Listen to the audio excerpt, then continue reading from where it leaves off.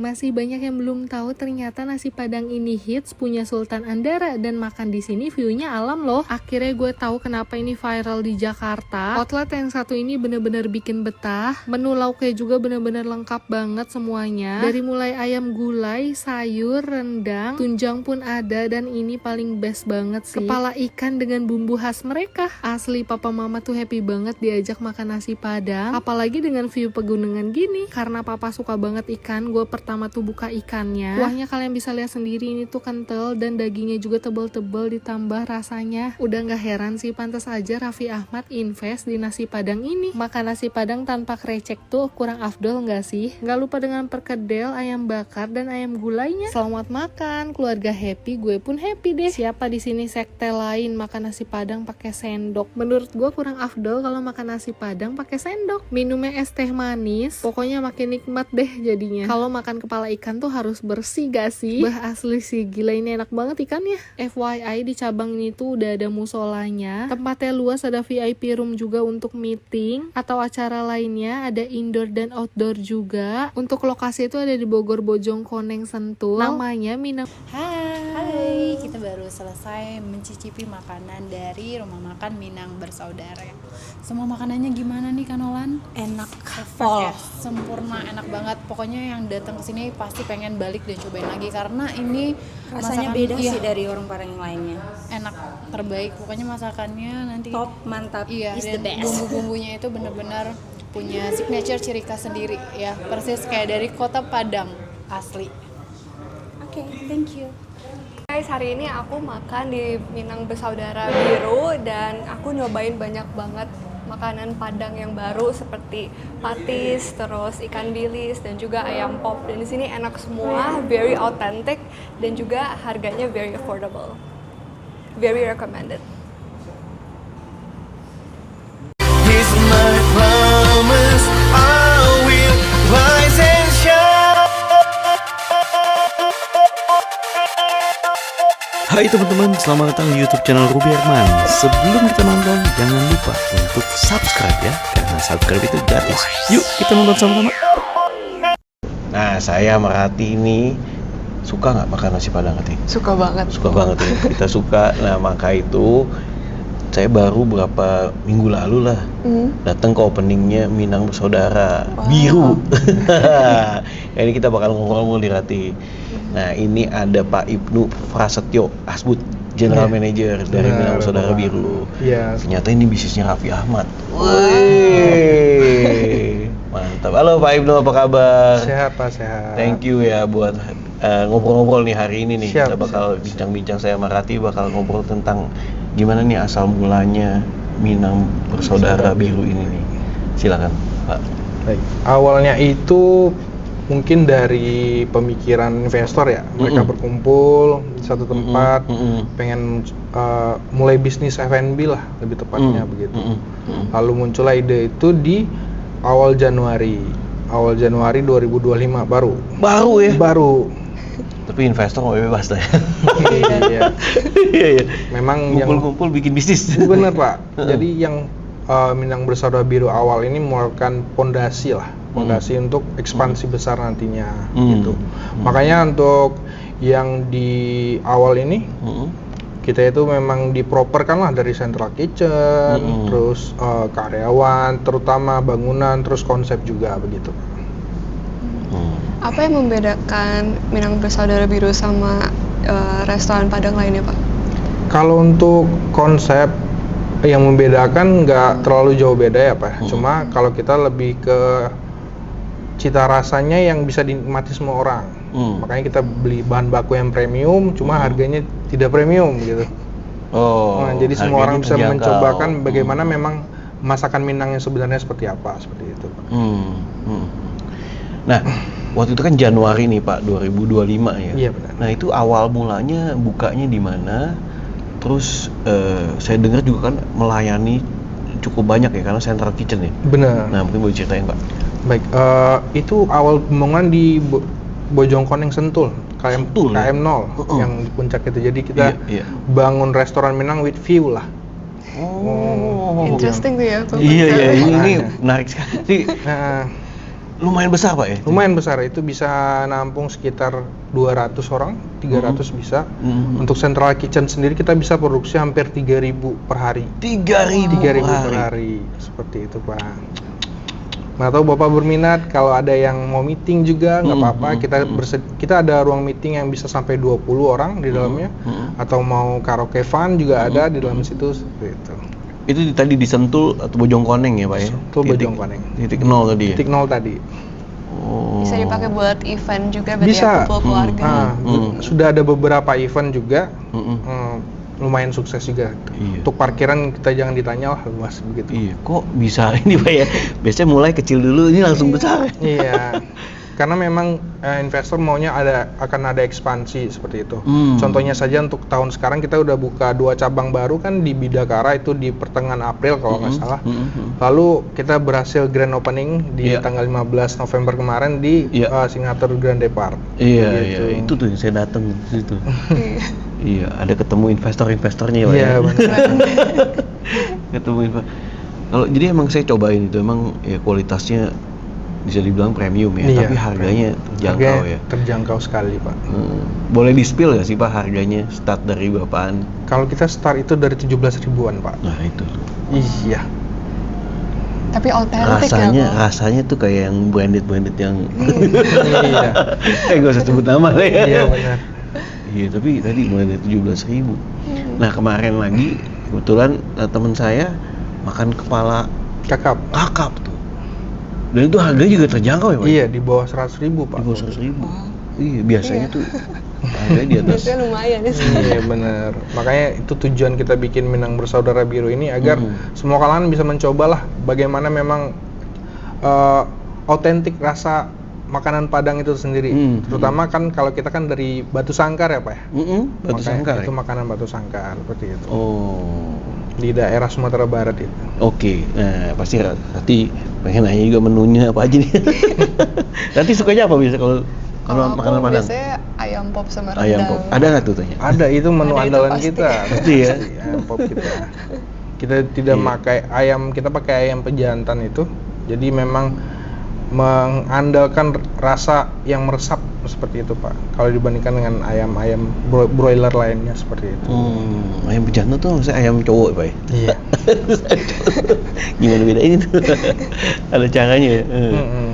Ada nggak sih kayak menu-menu signature dari? Kalau menu signature akan ada nantinya.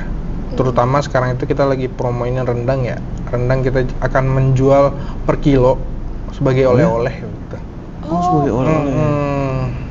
Jadi Menarik memang banget itu konsepnya. Iya. begitu. Rendang per kilo ya? Iya. Nanti bakal ada menu-menu inovasi R&D lainnya lah, riset kita inovasi lagi, bakal bikin berbeda lagi lah daripada restoran Minang lainnya. Interior pun juga begitu, kita mengandung konsep lebih modern ya Pak ya, agar kenyamanan tamu juga begitu Pak. Iya, dingin. Iya, terus juga ya bersih, wangi.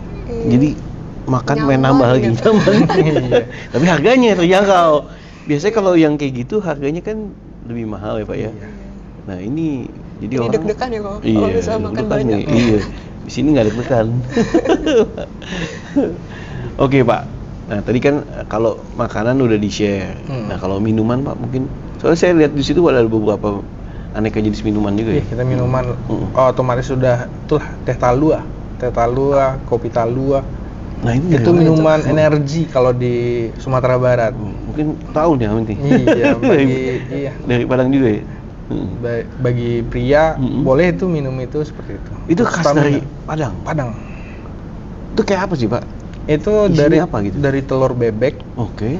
teh. Teh. Iya, Kandungannya ada telur bebek sama ada teh. Iya. Panas-panas itu. Panas. Memang disuguhkan panas, Pak. Biasa tempat lain jarang ada ya ini.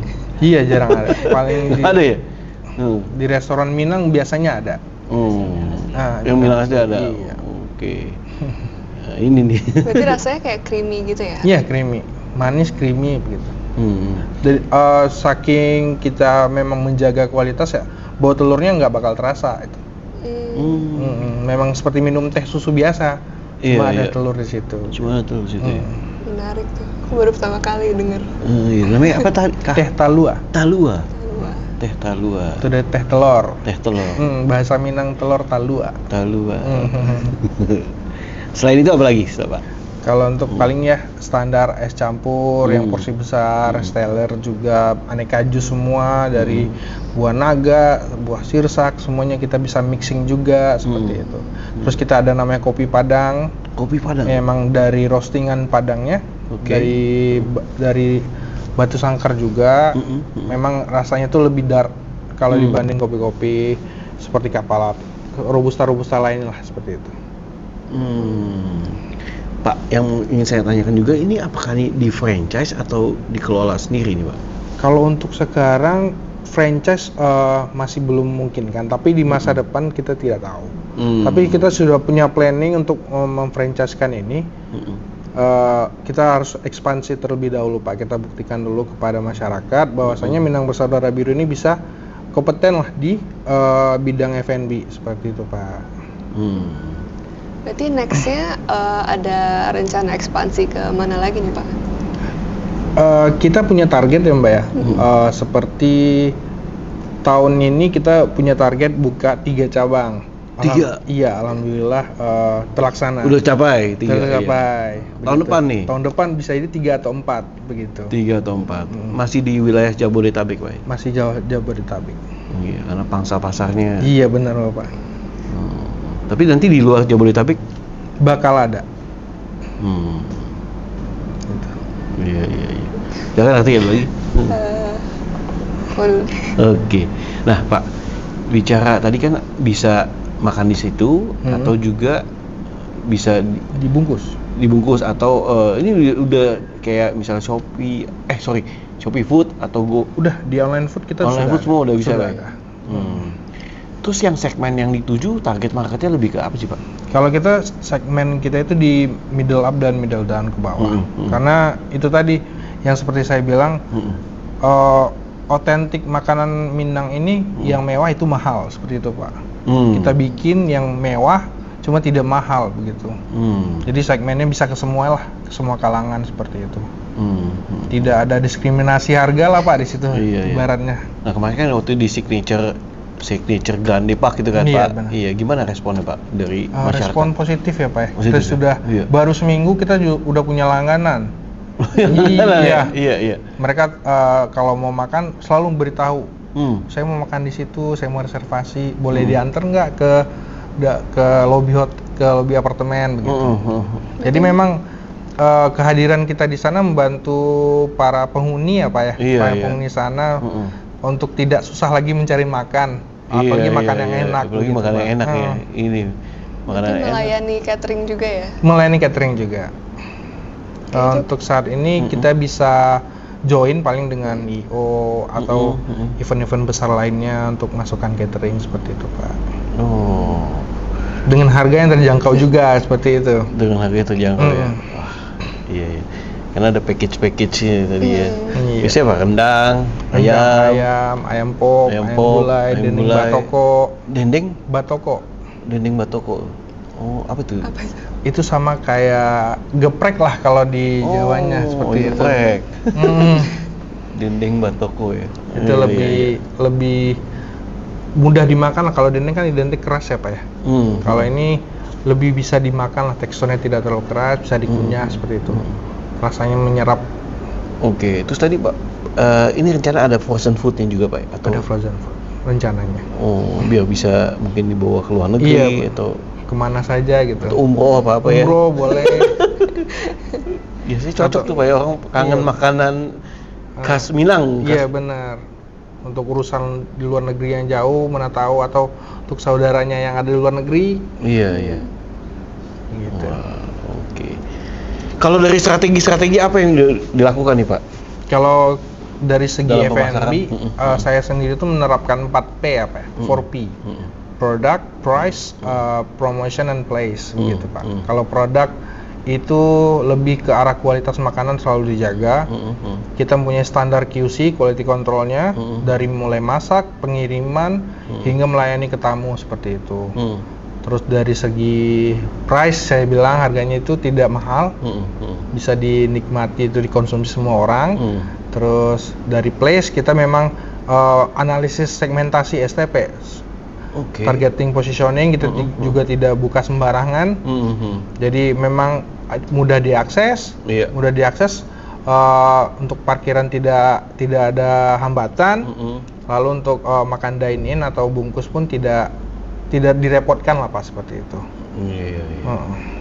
Untuk promotion sendiri paling kita menggunakan media sosial, terus ada nanti loyalty program untuk customer gitu.